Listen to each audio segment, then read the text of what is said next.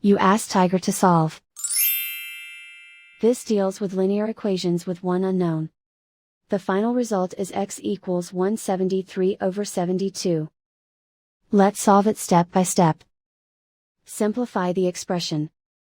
Find the greatest common factor of the numerator and denominator. Factor out and cancel the greatest common factor. Find the lowest common denominator.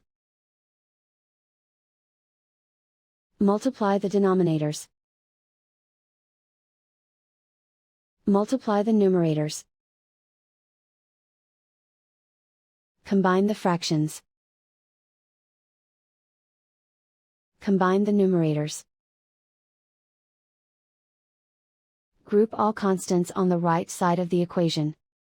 Subtract 13/24 from both sides. Combine the fractions. Combine the numerators. Reduce the zero numerator. Simplify the arithmetic. Find the lowest common denominator.